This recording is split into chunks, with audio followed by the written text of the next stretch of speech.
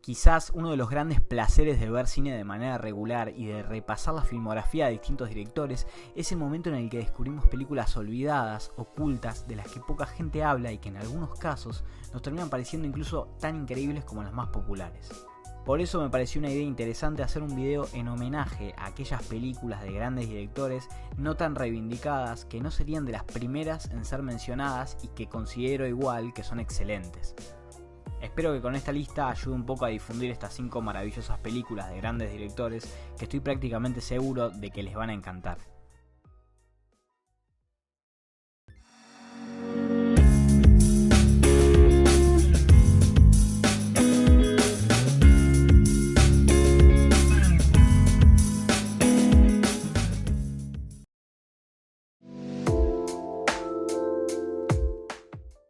Es realmente difícil encontrar una película de Steven Spielberg fuera del radar, porque a pesar de contar con más de 30 obras en su filmografía, es un director extremadamente popular y rara vez no es tópico de conversación en los años en los que estrena. Pero creo que mi elección puede llegar a sorprender a más de uno. The Sugarland Express es una película del año 1974 y es el debut en pantalla grande para Spielberg, luego del éxito televisivo Duel, su ópera prima que recomiendo absolutamente. Protagonizada por Goldie Hawn, narra la historia de Peggy Lou y su pareja Clovis, quien se fuga de la cárcel de Texas ante la inminente pérdida de la custodia de su hijo.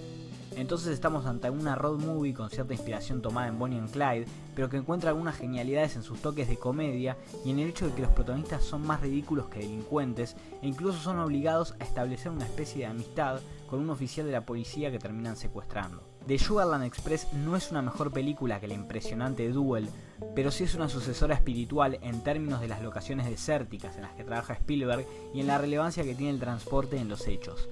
Además, Spielberg brinda una mirada interesantísima sobre el rol de los medios de comunicación en esa fascinación por estos criminales e ilustra un panorama negligente muy similar al que vamos a ver en su siguiente película y su gran éxito, Tiburón de 1975. Vale destacar que The Sugarland Express presenta la primera colaboración entre el director y el mítico compositor John Williams, en una relación que se volverá casi inseparable, ya que repetiría en toda su filmografía con la excepción de 5 películas.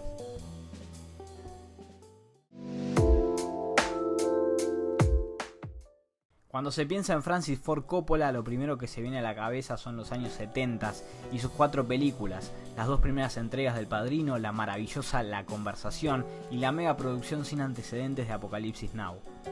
El oriundo de Detroit podría haber dejado de filmar ese entonces y su carrera sería igual una de las más prolíficas e ineludibles de la historia del cine. Sin embargo, Francis Ford Coppola siguió filmando mucho más, y aunque su cine fue perdiendo popularidad con el paso de los años, sería un gravísimo error creer que su filmografía se reduce a sus 4 obras más reconocidas. Si bien en los 80s trabajó en excelentes películas como Rumblefish, The Cotton Club y Peggy Sue, definitivamente mi película favorita de esos años es Tucker, el hombre y su sueño. Protagonizada por Jeff Bridges, la historia ambientada en los 40s sigue a Preston Tucker, un ingeniero de clase media convencido de irrumpir en la historia automotriz con la idea de un sedán revolucionario.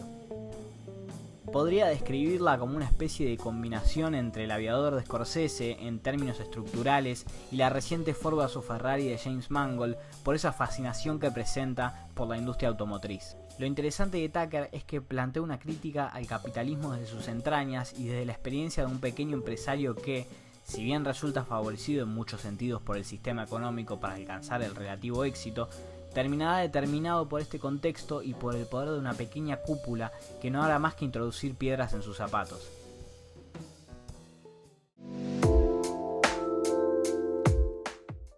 La carrera del reciente ganador del Oscar Bong Joon-ho, en comparación a la del resto de los directores de este video, es corta y muy prolífica, hasta el punto de que es prácticamente imposible hablar de películas olvidadas en su filmografía, salvo por una excepción.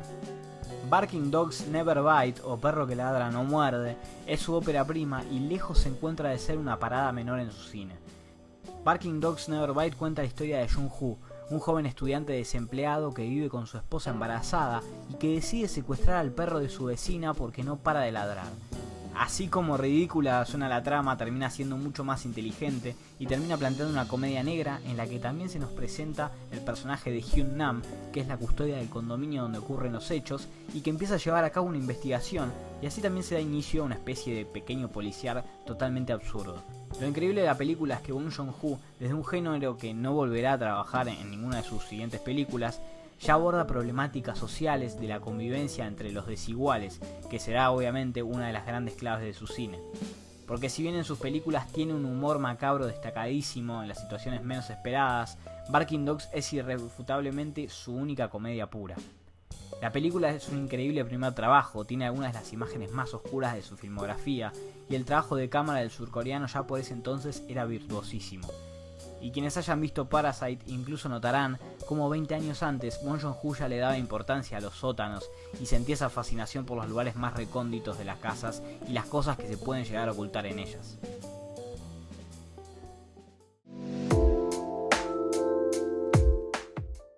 François Truffaut es uno de esos directores que revolucionó para siempre el cine y es uno de los estandartes más importantes del movimiento de la Nouvelle Vague de finales de los 50s y 60s. Su saga, que sigue la vida de Antoine Doinel, que incluye memorables obras como Los 400 golpes, Besos robados y Domicilio conyugal, y sumada a su etapa más reflexiva sobre el cine como medio y películas como La noche americana o El último metro, suelen ser sus más mencionadas.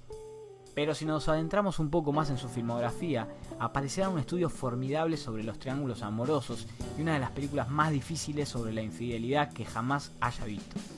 La piel suave es una película de 1964, protagonizada por Jean Desailly y una hipnotizante François Dorleac, que fallecería trágicamente en un accidente de tránsito tan solo 3 años después y con 25 años. Relata la aventura e historia de amor entre Pierre, un escritor de relativa fama que se escapa de su esposa y su hijo, y de Nicole, una azafata de vuelo.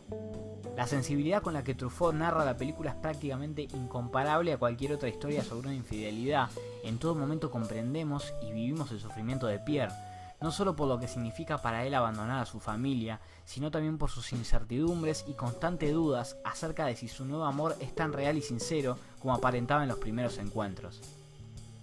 Además hay un elemento clave que le agrega cierto suspenso a la película. Pierre es un hombre conocido que busca en todo momento evitar ser visto con Nicole, y eso desencadenará nuevos conflictos entre ellos. Todo esto que prácticamente es una bomba de tiempo imparable que va a terminar generando uno de los finales más oscuros y también más memorables de toda la filmografía del francés.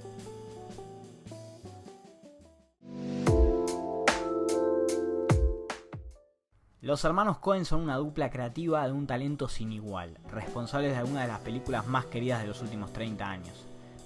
Su autoría es reconocible por las formas en cómo escriben, personajes neuróticos e historias descabelladas donde el límite es completamente difuso, tanto entre el bien y el mal como entre la cordura y el descontrol.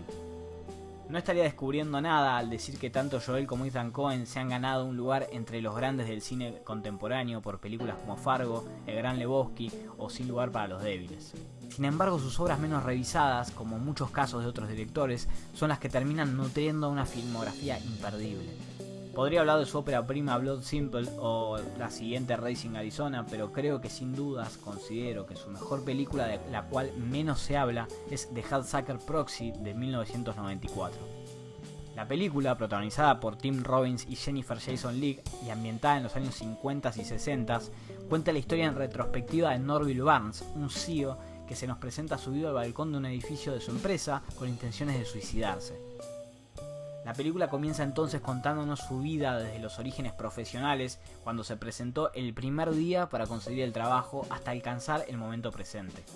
Los Coen en The Headsucker Proxy logran la mejor relectura que yo haya visto del clásico norteamericano navideño Qué bello es vivir de Frank Capra, en esa búsqueda que presentaba la película de 1946 en mostrar personajes desviados en el camino del capitalismo occidental y en terminar realzando ciertos valores que en un principio parecían ocultos. Todo esto sumado a un malévolo Paul Newman en un papel excepcional y a una narrativa impecable a lo Coen, con la ridiculización de las grandes cúpulas, líneas memorables y el fundamental rasgo de que cada elemento de la trama tiene su peso e influencia sobre los hechos.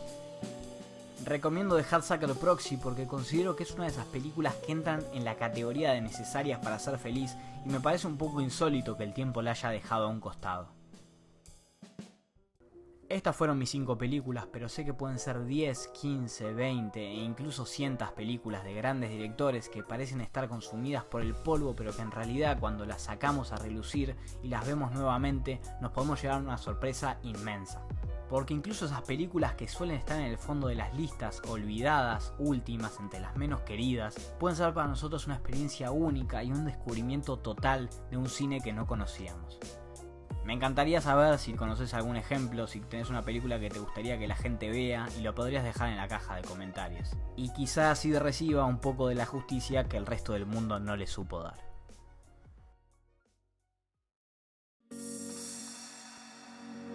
Hasta acá llegó el video de hoy, mi nombre es Salva, me pueden encontrar en redes sociales como @MrBlondOc. Cualquier recomendación, like o suscripción se agradece muchísimo. Un abrazo grande para todos y nos vemos en la próxima.